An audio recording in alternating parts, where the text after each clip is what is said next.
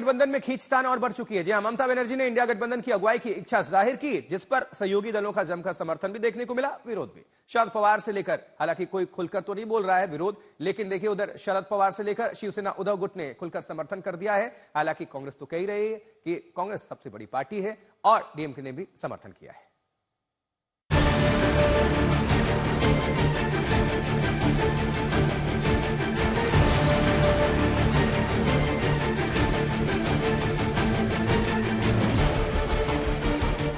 हार पर हार और अब फिर दरार।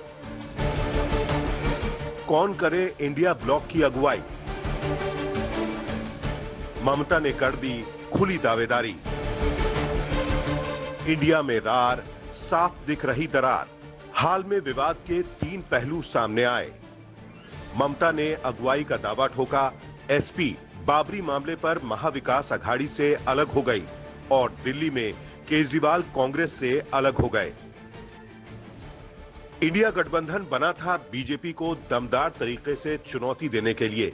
इसमें कमोबेश सारी मजबूत पार्टियां एक साथ आई भी, लेकिन पहले लोकसभा और फिर राज्यों में लगातार हार ने इंडिया गठबंधन की हालत खस्ता कर दी है और अब आखिर में सबसे बड़ी तकरार भी शुरू होती दिख रही है।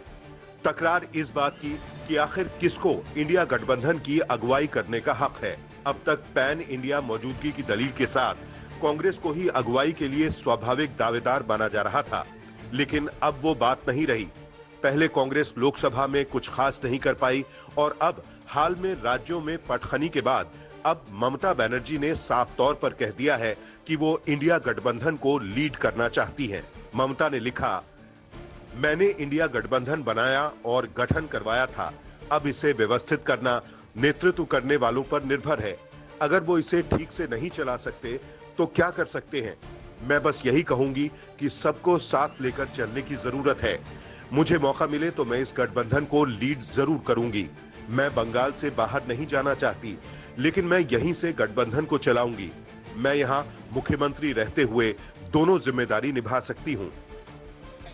और एक बांग्ला चैनल को कही गई ममता की इस बात पर इंडिया गठबंधन के दलों में बयानबाजी शुरू हो गई।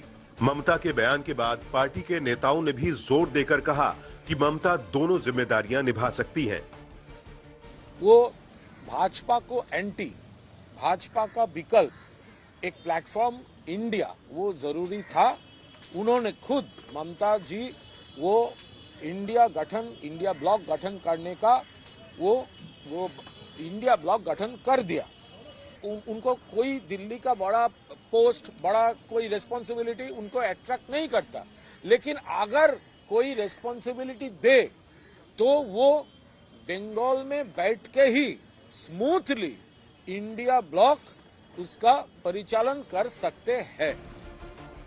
उधर महाराष्ट्र में भी उठापटक है। बाबरी मुद्दे पर शिवसेना, उद्धव और एसपी की पटरी नहीं बैठ रही।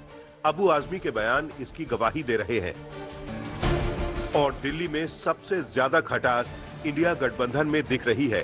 कांग्रेस और केजरीवाल की राहें तो अलग हुई ही हैं, अब दोनों एक दूसरे के खिलाफ जमकर बयानबाजी कर रहे हैं। ब्यूरो रिपोर्ट, आज तक।